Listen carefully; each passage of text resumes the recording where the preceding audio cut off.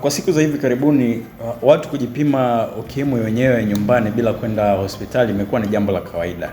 Lakini pamoja na hivyo kuna makosa makubwa watu huwa wanayafanya. Sasa katika video hii tutapata kuangalia mambo 7 muhimu ambayo unapaswa kuyatambua kabla haujafanya maamuzi ya kupima. Mambo 7 muhimu ambayo ni lazima uyazingatie kabla haujapata kupima HIV/AIDS. Yaani maana na tafsiri za alama tofauti ambazo zinakuwepo kwenye vipimo. Hapa tu nimeweka alama chache. Kwa mfano C, hivyo tunaita ni control. Ujue hii control ina maana gani. Lakini pia kuna kipimo ambacho utakuta kuna sehemu imeandikwa SYP, alafu kuna sehemu imeandikwa HIV. Hichi ni kipimo cha duo ambacho kinapima HIV pamoja na kaswende. Kwa hapa kwenye SYP ni kwa ajili ya kusoma majibu ya kaswende, na hapa kwenye HIV kwa ajili ya kusoma majibu ya HIV. Lakini kuna kipimo ambacho utakuta kina C, alafu kina namba 1, alafu kina namba 2. Hizi namba huwa zinaashiria prototypes za HIV, kwa sababu HIV kuna HIV type 1 na HIV type 2. Sasa sisi pia kujua aina gani ya kipimo itakuwa sahihi kufuatana na sababu ambayo imekupelekea kupima. Lakini pia mara nyingi vipimo ambavyo ni vya kujipima wenyewe, mara nyingi tunatumia kundi hili hapa la rapid test, ambapo hapo pia kuna aina tofauti. Kuna kipimo ambacho kinapima HIV peke yake, kuna kipimo ambacho kinapima HIV pamoja na syphilis kwa maana ya kaswende, lakini kuna kipimo katika hizi kuna kipimo ambacho tunasema ni kina sensitivity kubwa, ambacho chenye sababu mtu akipata maambukizi tu huwa kuna siku kama 90 hivi, ni kati ya siku 20 hadi 90 ambapo huyu mtu anakuwa na maambukizi, lakini akipima kwa vipimo hivi vya haraka haviwezi vikatoa majibu kwamba ni positive. Sasa ili kupata majibu sahihi ni lazima ujue hii kitu, hii window period. Jambo la 5 ambalo ni la msingi sana pia ni inapaswa uwe na uelewa kwamba kupima HIV kunaweza kukatoa majibu kama ya aina 3 hivi, ambayo majibu haya mara nyingi tumezoea majibu haya mawili ambayo ni positive au negative. Lakini muda mwingine unaweza kupima na kipimo kikatoa majibu ya aina ya tofauti ambayo ni tunasema ni invalid. Invalid maana yake haijatimia. Kwa hiyo hii inakuwa ni majibu yenye utata. Either haijatokea mstari hata mmoja. Kwa siku za hivi karibuni watu kujipima ukimwi wenyewe nyumbani bila kwenda hospitali imekuwa ni jambo la kawaida. Lakini pamoja na hivyo kuna makosa makubwa watu huwa wanayafanya. Sasa katika video hii tutapata kuangalia mambo 7 muhimu ambayo unapaswa kuyatambua kabla haujafanya maamuzi ya kupima. Mambo 7 muhimu ambayo ni lazima uyazingatie kabla haujapata kupima HIV/AIDS. Jambo la kwanza ni lazima ujue dhumuni la kupima ni nini. Lazima ujue kwa nini unataka kupima. Je, kuna shinikizo lolote labda umepata, au kuna tukio la hatari limekupata? Nikisema tukio la hatari inamaanisha either umepata kukutana na mtu ambaye humwamini, au umepata jeraha, kukaa kuna mgusano wa damu au majimaji ya jeraha kutoka kwako na mtu mwingine. Lakini pia unataka kupima kwa sababu gani? Labda una ujauzito. Kama tunavyojua mjamzito anapoenda kliniki kwa mara ya kwanza ni lazima atafanya vipimo mbalimbali ikiwemo na HIV. Sasa lazima ujue nini hasa ni dhumuni la kupima, na hii itasaidia kujua kama unaweza ukajipima mwenyewe au unahitaji upate usaidizi wa mtaalamu wa afya baada ya kujua kwamba dhumuni lako linalokupelekea kupima ni nini. Jambo jingine muhimu sana inapaswa kuzingatia kabla haujapata kupima au kujipima HIV mwenyewe, ni lazima ujue aina gani ya kipimo ambacho unatumia au utakachotumia. Vipimo vya HIV viko vya aina tofauti tofauti ambavyo vimewekwa katika makundi kama matatu hivi. Kuna kundi ambalo tunasema ni rapid test.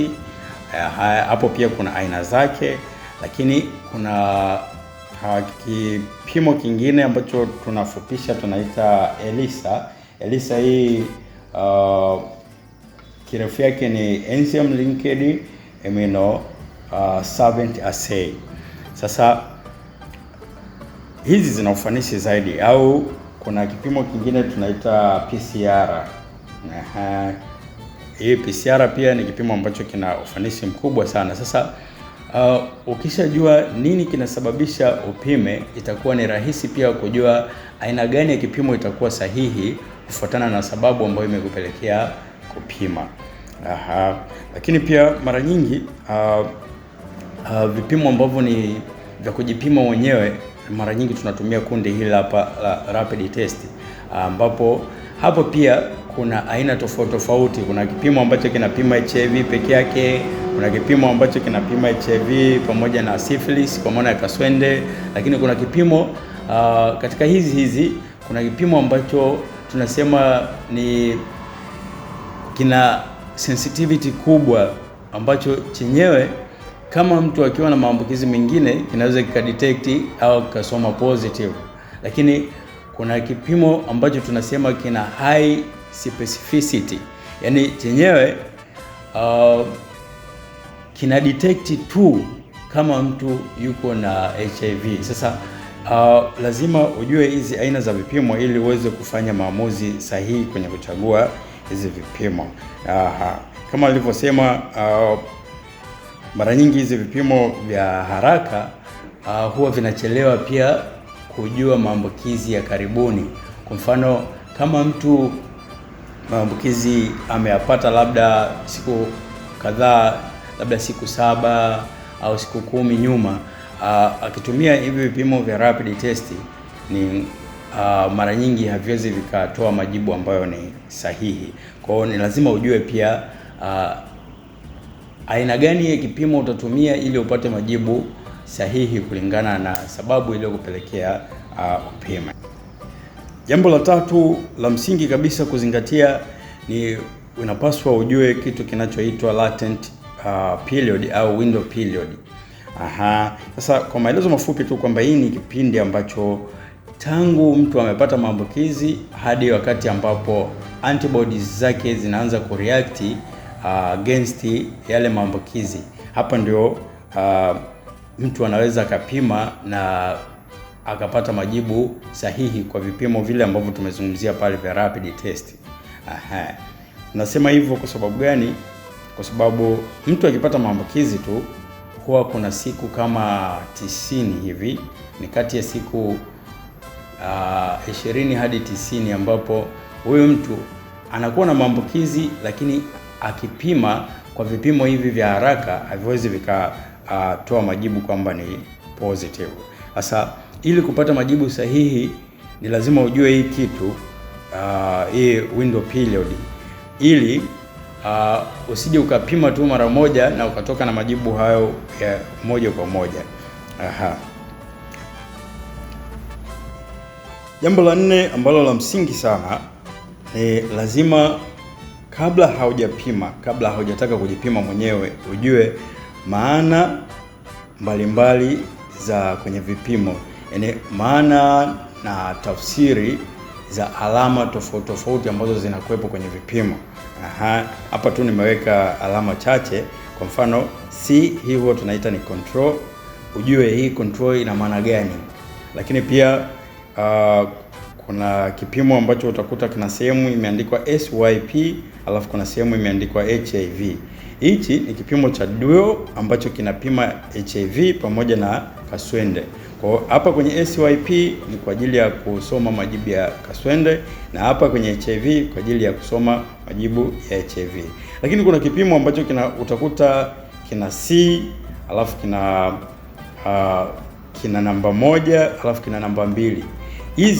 Hizi namba huwa zinaashiria prototypes za HIV, kwa sababu HIV kuna HIV type 1 na HIV type 2.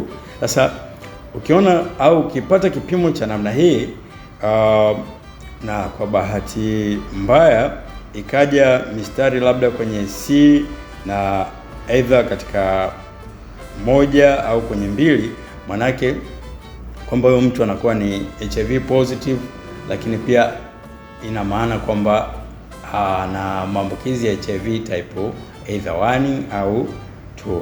Lakini kipo kipimo ambacho chenyewe kina C na T, alafu kutoka hapo kuna hii sehemu ambayo ni kwa ajili ya kuwekea sample au damu. Ilisaulika hapa katika kuchora. Sasa hichi maana yake ni nini? Chenyewe hakionyeshi aina ya HIV kama hichi kingine, lakini chenyewe kinapima HIV tu. Kwa hiyo mstari mmoja ukiwa kwenye T na mwingine katika C, maana yake ni positive, ukiwa kwenye C tu maana yake ni negative. Sasa hizi alama ni muhimu sana ili usipate confusion kwenye kusoma, usipate mkanganyiko kwenye kusoma majibu baada ya kupima. Jambo la 5 ambalo ni la msingi sana pia ni inapaswa uwe na uelewa kwamba kupima HIV kunaweza kukatoa majibu kama ya aina 3 hivi, ambayo majibu haya mara nyingi tumezoea majibu haya mawili ambayo ni positive au negative. Lakini muda mwingine unaweza kupima na kipimo kikatoa majibu ya aina ya tofauti ambayo ni tunasema ni invalid. Invalid maana yake haijatimia. Kwa hiyo hii inakuwa ni majibu yenye utata. Either haijatokea mstari hata mmoja au imetokea mistari zaidi ya inavyoelekezwa katika kipimo. Sasa majibu ya namna hii tunasema hayajatimia, kwa hivyo hapo inapaswa kurudia tena. Usipopata elimu ya kuelewa kwamba majibu yanaweza yakawa hivi, inaweza ikakupa mkanganyiko zaidi na ukapanic. Ndio maana tunasema hii itakusaidia kujiandaa na majibu yoyote ambayo utakayopata, lakini pia itasaidia kupunguza panic, kwa sababu kuna mtu asipoona mstari wowote anahisi sasa hii imekuwa nini hii. Kumbe maskini ya Mungu, either kulikuwa kuna errors wakati wa kupima, au kipimo kilikuwa labda expired, au hakuweka buffer, au yani kuna mistake mbalimbali ambazo zinaweza zikapelekea kipimo kikawa invalid. Kwa kabla hujapima unapaswa kujua kwamba majibu yanaweza yakawa positive, lakini pia inaweza ikawa negative, lakini inaweza ikawa invalid. Jambo la 6, inapaswa ufahamu pia kwamba baada ya kupima ni hatua zipi unafaa kuzichukua. Sasa hizi hatua zitategemeana na majibu yako yakoje. Kwa mfano, kama majibu yakiwa ni positive, HIV positive, moja kwa moja utalazimika kuanza matibabu kwa maana ya ARVs, zile dawa za kufifisha makali ya virusi. Lakini pia unapaswa kujua kwamba kuwa HIV positive sio mwisho wa maisha. Kuna maisha inabidi yaendelee, na watu wenye HIV status positive wanaendelea na shughuli zao vizuri tu, wanafanya shughuli za kiuchumi, lakini pia huko uwezekano wa kupata familia kama hujapata familia, kwa hiyo unaweza ukaoa au kuolewa, lakini pia unaweza kuzaa na ukawa na familia tu sawa sawa. Lakini kama itakuja HIV negative, kwa maana ya kwamba hauko na tatizo, basi unashauriwa kurudia vipimo tena baada ya siku 90. Lakini pia uendelee kuchukua tahadhari za kujikinga na kumaintain status yako ya kuwa HIV negative. Lakini pia ikiwa invalid, kama tulivyoona pale kwamba invalid maana yake nini, utapaswa kurudia tena kupima kwa makini kabisa, kwa usahihi, au kwa msaada wa mtaalamu wa afya hospitali. Na mwisho kabisa, jambo ambalo unapaswa kuzingatia, usipime HIV peke yako kama una hofu ya majibu. Kama bado unakuwa na wasiwasi mwingi, haishauriwi kupima HIV peke yako. Lakini pia jambo la kuzingatia katika kipengele hicho pia, usitangulize majibu mwenyewe. Yaani kuna watu ambao wanasema mimi najiamini, mimi niko sawa, labda sio mtu wa tabia fulani. Lakini ukumbuke kwamba HIV haienezwi tu au upate maambukizi ya HIV tu kupitia tendo la ndoa. HIV unaweza kaipata kupitia njia zingine ambazo muda mwingine katika jamii ambazo tunaishi unaweza hata usizingatie kwa asilimia zote. Sasa kutanguliza majibu kunaweza kupelekea paniki baada ya kupata majibu, lakini pia inaweza ikapelekea kuchukua maamuzi mabaya baada ya kupata majibu, hasa ikiwa majibu ni positive, ikizingatiwa kwamba unapima mwenyewe, haujafanyiwa counseling. Kwa hiyo ukiona una hofu kubwa kuhusiana na majibu yatakayokuja, ni vema sana ukapata kufuata mtaalamu wa afya au kufika hospitali, na ndio upatiwe ushauri kwanza, ushauri nasaha, ndipo upate kupima. Mpenzi mtazamaji, nikualike kusubscribe, kulike, comment na kushare kwa elimu zaidi. Lakini pia kama una maoni yoyote au una swali lolote, usisite kuniandikia katika comment section hapo, na mimi nitaijibu kwa wazi kabisa na kwa lugha nyepesi ya kueleweka.